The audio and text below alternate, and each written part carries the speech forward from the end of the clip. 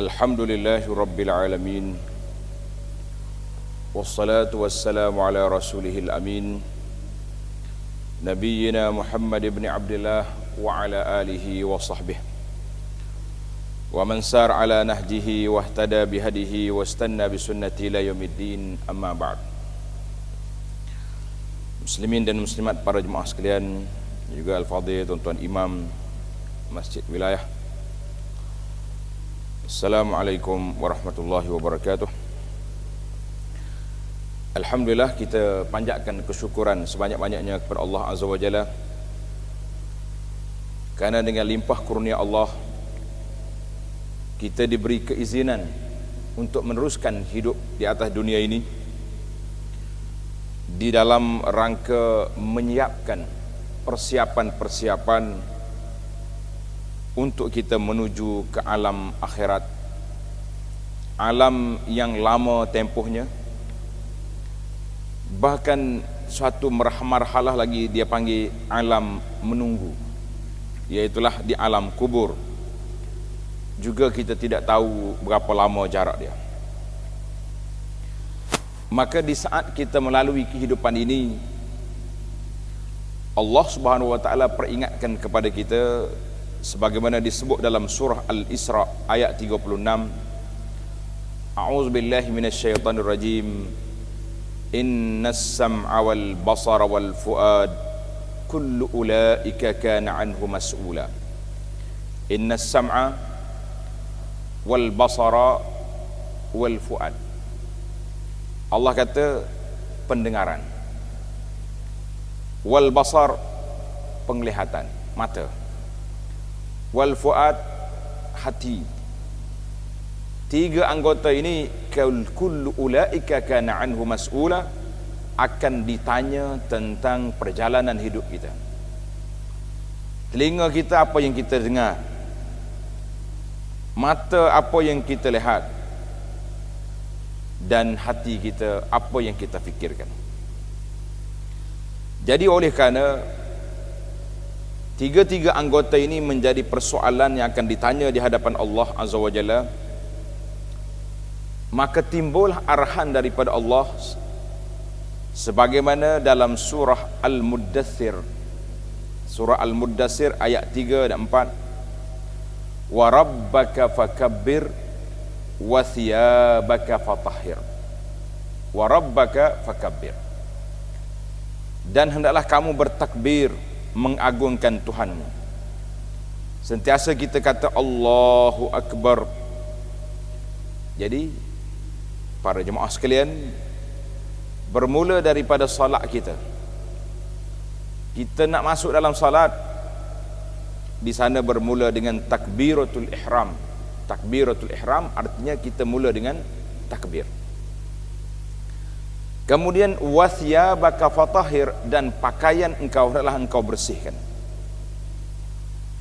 Kata di majoriti ulama ahli tafsir mengatakan bi anna tathhir, bersih di sini dimaksudkan dengan bersihnya zahirnya, pakaian kita ini bersih daripada sebarang kotoran, dan juga tathhirul qalbi, bersih hati kita daripada segala sifat-sifat yang tak baik. Sebab itu manusia ini diberi pakaian. Sebahagian ulama tafsir kata, kenapa kita manusia ni ada pakaian? Sebab penampilan kita, Allah perintahkan kepada kita wathiyabaka fatahhir, baju pakaianmu itu bersih. Yang sebenarnya itu dia panggil simbolik kepada kebersihan yang hakiki, iaitulah bersihnya hati kita. Kalau baju kita bersih, cantik, penampilan kita comel, tapi hatinya kotor, maka orang itu tidak ada nilainya di sisi Allah Azza wa Jalla. Itu yang pertama, tentang Allah suruh kita jaga hati daripada perkara-perkara yang tidak baik. Kemudian Allah Subhanahu wa taala letakkan pergantungan kebertuhan seorang manusia, bahagianya seorang manusia duduk di mana? Duduk di taharatul qalbi, bersihnya hati dia. Sebagaimana dalam surah Asy-Syams, tuan-tuan tanda nombor ayat ni nanti balik boleh tadabbur, boleh tengok balik perbincangan. Dalam surah Asy-Syamsi Allah Ta'ala sebut qad aflaha man zakkaha, sesungguhnya bertuahlah, bahagialah orang-orang yang membersihkan hatinya. Wa qad khaba man dassaha, dan celaka, rugilah orang-orang yang mengotori hatinya. Kata di ulama tafsir, maknanya zakkaha ay tathiruha, bersihkan dia, sucikan dia, dan suburkan dia serta jaga dia. Maka terdapat banyak ayat-ayat Al-Quran yang menjelaskan kepada kita betapa besarnya pahala orang yang boleh mengawal kemarahannya, orang yang boleh memaafkan kesilapan, sebagaimana perintah Allah Azza wa Jalla. Tuan-tuan tanda dalam ayat ini surah Ali Imran ayat 133 dan 134. Kalau ada Quran dalam handphone ke mana boleh tengok, sebab ayat ini kita cuba tadabbur, tengok perintah Allah Azza wa Jalla kepada kita dalam ayat yang mulia ini. A'udzubillahi minasyaitonirrajim. Surah Ali Imran 133 134. A'udzubillahi minasyaitonirrajim.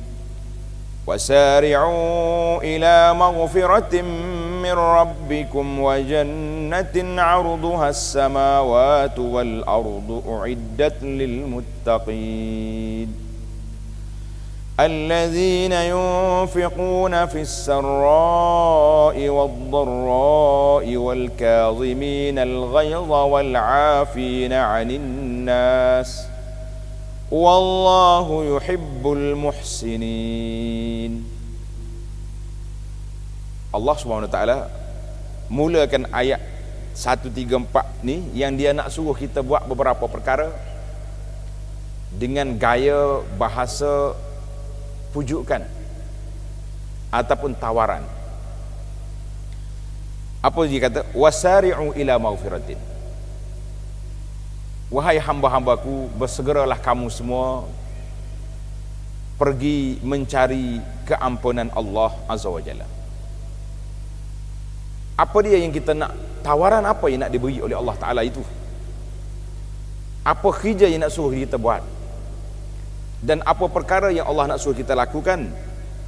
Sehingga dia mula dengan tawaran ini dengan janji yang begitu besar. Wasari'u, segera.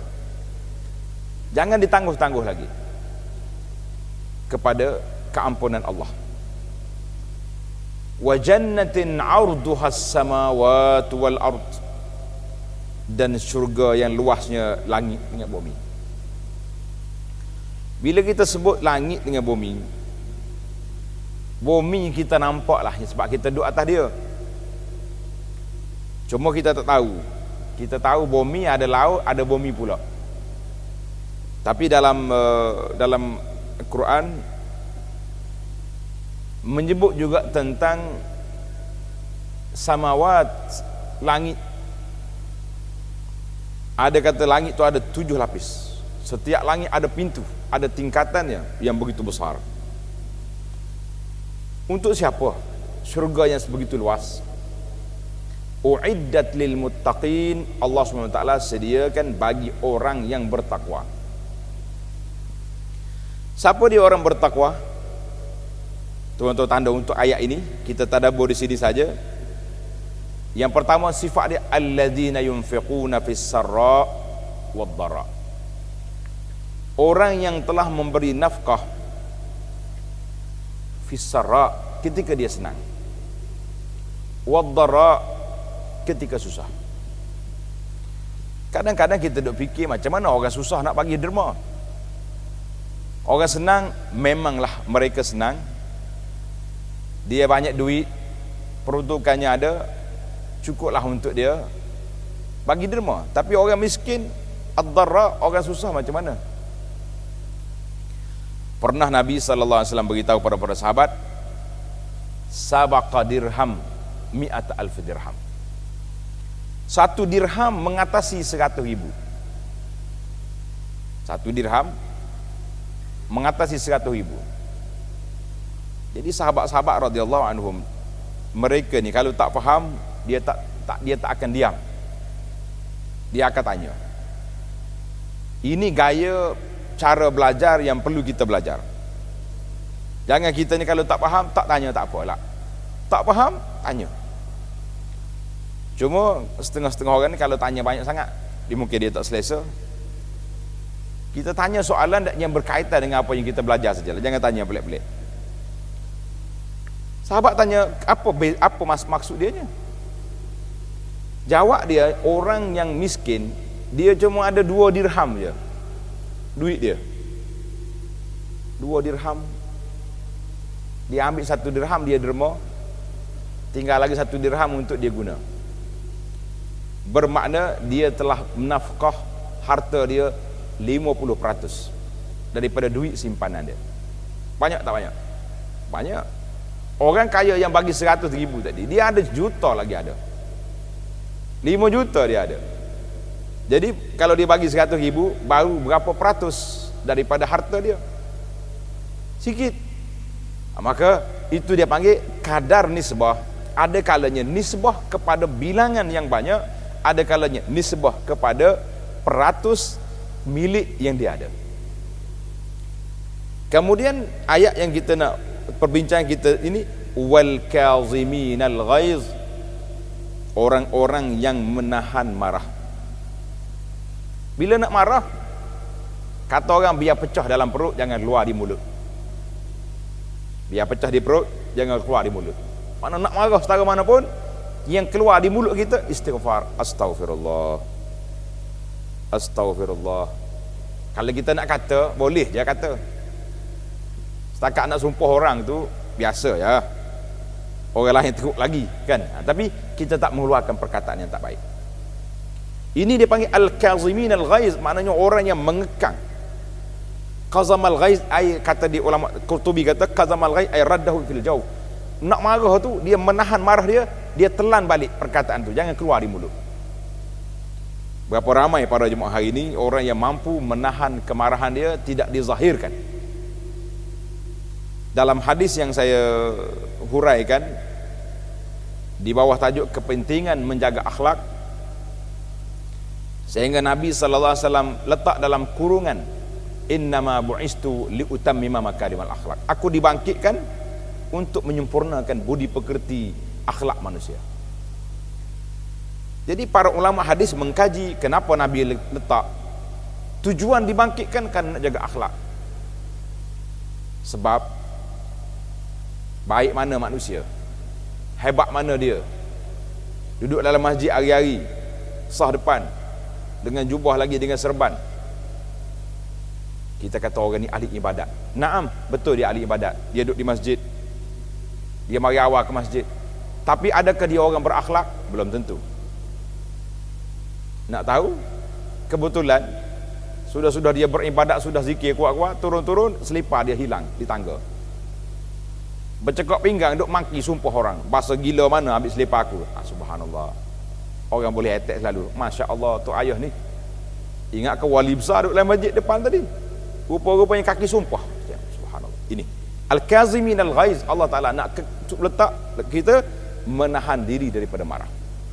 Nak marah setara mana pun, lebih kepada istighfar, astaghfirullah, la haula wala quwata illa billah, Allahul musta'an. Jadi kita letak kita ni tidak mengeluarkan perkataan itu, sedangkan kita mampu untuk mengeluarkannya, mampu untuk mengeluarkannya. Sifat yang ketiga, wal afina 'anil nas, memaafkan kesalahan orang. Memaafkan kesalahan orang.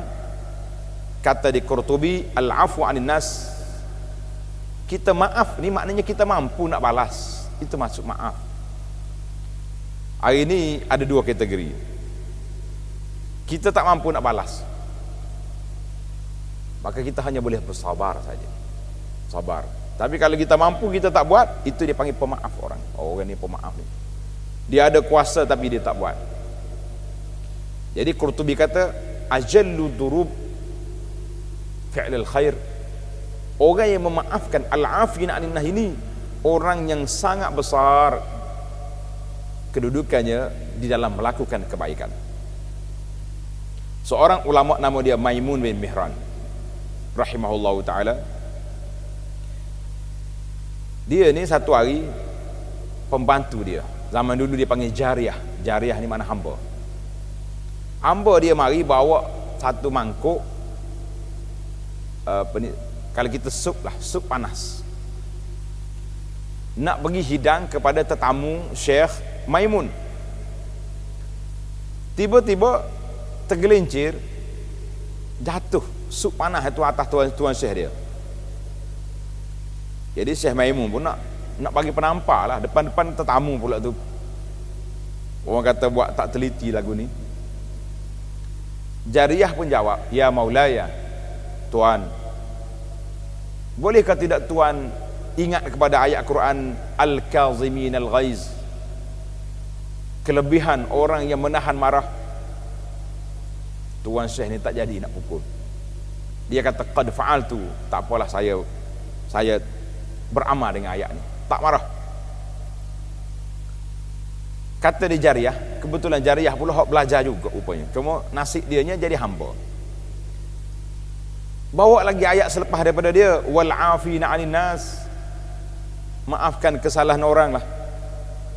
Saya ni tersalah hari ni, nak macam mana, tumpah habis, kena atas Tok Syekh, apa nak buat? Kata di Maimun, qad afautu anki, saya maafkan awak. Jariyah baca pula ayat yang seterusnya.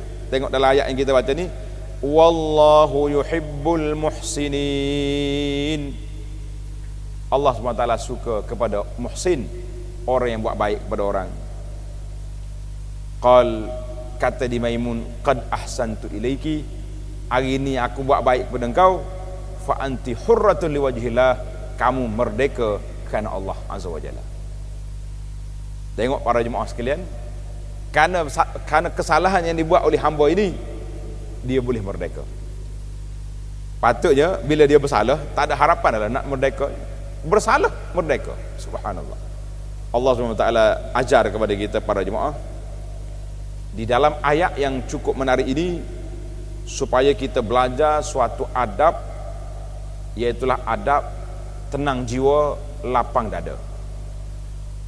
Tapi biasanya Allah Ta'ala nak uji dalam isu ni dengan kesalahan yang dibuat oleh orang-orang yang kita sayangi. Contohnya anak kita, isteri buat salah, kawan-kawan kita, pekerja-pekerja kita. Jadi kalau kita mampu kaziminal ghaiz, menahan marah, maka itulah calon jannatin arduhas samawati wal ardu, syurga yang luasnya langit dengan bumi. Kata di seorang ulama tafsir, Zaid bin Aslam, al-afina 'anil nas, memaafkan kesalahan orang, iaitu an zulmihim wa isaatihim, kita maafkan kezaliman yang orang buat dan kejahatan yang orang buat kepada kita. La ilaha illallah Muhammadur Rasulullah. Daripada Muaz bin Anas radhiyallahu anhu, sabda Nabi sallallahu alaihi wasallam, man kazama ghaizan. Tanda tuan-tuan hadis ni, kalau boleh hadis ni dia tulis besar-besar dekat dinding. Bila kita nak marah, kita pergi baca hadis ni. Man kazama ghaizan, siapa dia menahan marah. Nak marah, kita tahan, jangan letupkan dia. Wa huwa qadirun ala an yunaffiza, dia mampu nak letupkan kemarahan tu, mampu kita. Siapa nak marah? Dengan pekerja-pekerja kita, dengan anak-anak kita, siapa dia berani nak ingkar, siapa berani lawan? Apa dia dapat? Apa orang ni dapat? Orang yang nak marah, tak marah, menahan kemarahan ini. Da'ahu Allahu ala ru'usil khalaiq, Allah SWT panggil dia di hadapan manusia yang ramai pada hari kiamat, hatta yukhayyirahu minal huril 'ain yuzawwijuhu minha ma sya', Allah Ta'ala beri dia pilih bidadari mana yang dia nak. Subhanallah. Jadi kalau kita merah muka ingat kepada, nak marah kepada orang, kita ingat nanti nama kita dia panggil di hadapan Allah Azza wa Jalla, di hadapan manusia ramai, dan dianugerahkan dengan bidadari pelayan-pelayan yang ada di syurga itu. Subhanallah. Tuan-tuan para jemaah sekalian, hadis ini riwayat oleh Imam At-Tirmizi dan juga Abu Daud dengan sanad yang sahih. Itu dipanggil kelebihan marah. Dalam hadis yang panjang, hadis ini dibawa oleh Imam As-Suyuti dalam kitabnya Al-Jami'us Shaghir dengan sanad yang hasan. Sabda Nabi sallallahu alaihi wasallam, yaghfir, siapa dia memaafkan orang, yaghfirullahu lahu, Allah Ta'ala maafkan kepada dia. Wa man ya'fu, siapa dia baik jiwa, siapa dia maafkan, tidak ambil tindakan kepada orang yang salah, ya'fullahu anhu, Allah Ta'ala juga memaafkan dia. Wa man yaqzimul ghaiza ya'juruhullah, siapa dia menahan kemarahan dia, maka Allah Subhanahu wa Ta'ala akan beri pahala yang besar. Ini beberapa hadis yang menyebut tentang kelebihan menahan kemarahan dan tenang jiwa kita. Dalam ayat hudud, pembalasan, mana kalau orang buat salah dengan kita, kita boleh ambil tindakan. Di dalam undang-undang Islam ada undang-undang hudud, ada undang-undang qisas. Mana hudud itu dia panggil hak Allah Azza wa Jalla. Contohnya orang yang mencuri, kita tangkap dia. Sudah tangkap, kita bawa pencuri ini ke muka pengadilan, bawa ke mahkamah, ke polis. Jadi mahkamah jatuh hukum pencuri ini akan dipotong tangan. Itu undang-undang hudud. Bila kita dengar lagu ni, kita pun kesian dia, tak ada tangan dah lah dia ni. Apa salahnya kalau aku sedekah ya, dia curi tadi. Kita pun kata, tak apalah Tuan Hakim, saya gugurkanlah dakwaan saya lah. Bila sudah sampai ke mahkamah, itu dia panggil hak Allah, hudud. Hak Allah SWT tidak digugurkan, mesti dipotong. Ada satu lagi undang-undang dia panggil undang-undang qisas, balas bunuh. Orang bunuh keluarga kita, maka keluarga si mati berhak menuntut darah. Berhak menuntut darah. Dan dia berhak juga untuk nak memaafkan. Maaf terus. Dan dia berhak juga untuk minta pampasan. Dia panggil diat 100 ekor unta. Maka Allah SWT sebut dalam suratul Nahli, wa in aqabtum fa'aqibu bimisli ma uqibtum bih. Kalau kamu buat tak jahat, orang buat tak baik pada kita, kita boleh minta kerajaan balas seperti itu juga. Wala in sabartum, Allah kata apa? Kalau kamu sabar, tak ambil tindakan, memaafkan, lahu khairus sabirin, khairul lisabirin, maka dia lebih baik bagi orang yang sabar. Saya waktu belajar dulu, ada seorang syekh, nama dia Syekh Atiyah rahimahullah ta'ala, guru kami di Masjid Nabi, Masjid Madinah. Dia juga seorang qadi di Mahkamah Tinggi Madinah. Dia kata satu peristiwa yang sangat-sangat menyedihkan ataupun terkejut orang, satu kes balah bunuh, qisas berlaku. Jadi orang pergi berunding, dua orang pemuda berkelahi, akhir sekali mati seorang, terbunuh seorang, yang seorang lagi ditangkap. Bila bawa ke mahkamah, orang pergi minta rayuan pada ayah budak ni supaya maafkan, ambil diat lah 100 ekor unta. Tak nak, darah dibalas dengan darah, maknanya nyawa dengan nyawa, habis. Bila sampai saat nak jatuhkan hukuman, qadi dah baca hukuman, walakum fil qisasi hayatun ya ulul albab. Jadi baca ayat-ayat Quran yang berkait dengan pembunuhan ini. Jadi lagi beberapa saat, dia panggil sayah. Sayah ni tukar pancung.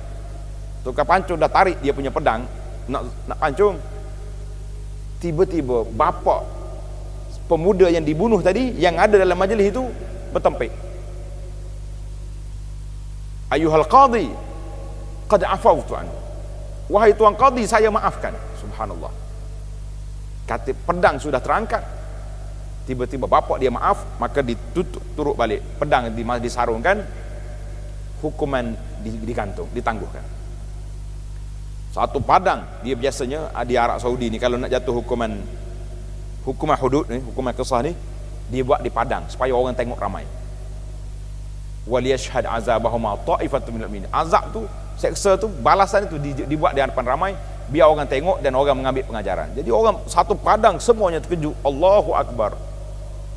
Nyawanya nak dicabut beberapa saat saja. Bila ayah dia kata afautu, aku maafkan, maka hukuman terhenti. Panggil balik. Qadhi panggil ayah dia, kamu ni sedar ke tak sedar? Sedar. Takut mabuk, takut apa salah minum makan ubat ke macam tak ada apa-apa. Setelah sabit bahawa ayah dia memaafkan, maka pemuda tadi tidak lagi dijatuhkan hukuman. Kalau kesalahan dia tu kesalahannya yang berat, maka kerajaan kena pindah kepada duduk di bawah akta ta'zir yang tidak lagi masuk kepada qisas bunuh. Ini Allah Ta'ala galakkan, faman afa wa aslaha fa ajru 'ala Allah. Siapa dia maaf dan dia buat baik pula, maka pahalanya di sisi Allah Azza wa Jalla. Yang terakhir perbincangan kita dalam tazkirah kita ini, iaitulah, coba tuan-tuan tanda ayat surah Asy-Syu'ara ayat 88 dan 89. Allah ceritakan kepada kita siapa kita. Yauma la yanfa'u malun wala banun illa man atallaha biqalbin salim. Pada hari yang tidak ada manfaat lagi harta benda dan anak-anak, kecuali manfaat yang awal. Harta kita infak fi sabilillah, maka itu menjadi aset kepada kita. Dan anak-anak kita yang telah kita didik mereka dengan didikan yang baik, lepas pada ayah dia mati dia berdoa, itu bermanfaat. Tapi pada hari tersebut, manfaat anak-anak, yauma yafirrul mar'u, pada hari yang semua orang akan lari. Ayah lari daripada anak, anak lari daripada ayah, suami dengan isteri pun berpisah, lari habis, masing-masing nak menyelamatkan diri.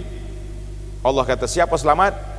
Illa man atallaha biqalbin salim, kecuali orang yang datang bertemu Allah Ta'ala dengan hati yang sejahtera. Ini orang selamat. Jadi surah Asy-Syu'ara, kata di Imam Ibnul Arabi, ulama tafsir, wala yakunul qalbu saliman, hati tak jadi salim, tak jadi sejahtera, iza kana haqudan, kalau masih lagi dalam hati kita sifat dendam kepada orang. Wala hasudan, sifat hasad, dengki pada orang. Dia dendam satu, dengki satu. Dengki ni kita tengok orang baik, kita nak suruh hilang nikmat, itu dengki. Hasad ni mana kita sakit hati dengan apa yang dia ada. Mutakabbiran, sombong, takabur. Allahu Akbar. Kata di Sa'id ibn al-Musayyib, seorang ulama tabi'in, al-qalbus salim, hati yang sejahtera itu iaitulah hati yang sahih, yang tak sakit. Wahwa qalbul mu'min, hati orang mukmin. Kata di Ibn Sirin, orang tanya dia, Tuan Syekh, apakah maksud al-qalbus salim? Kata di Ibn Sirin, an-nasihu lillahi azza wa jalla fi khalqihi, orang yang memberi nasihat yang ikhlas kepada orang. Kita ni kadang-kadang orang mari tanya kita ni pakar dalam bidang-bidang tertentu. Bila orang mari tanya kita, macam tak nak bagi tahu ya. Jadi itu dia panggil an-nasihul amin, orang yang beri nasihat pada orang. Bila orang tanya, kita maklumkan yang betul-betul. Maka hati yang sejahtera itu kita simpulkan di sini, iaitulah hati yang perlu dimiliki, yang wajib kita kena miliki. Hati yang selamat daripada segala penyakit-penyakit hati yang disebut dengan nama hasad, riya, takabur, sombong, bangga diri. Itu semua penyakit-penyakit hati. Dan kita hiaskan hati kita dengan sifat al-afu was-samah, memaafkan kesalahan orang. Tuan-tuan jangan menyesal lah, tak usah.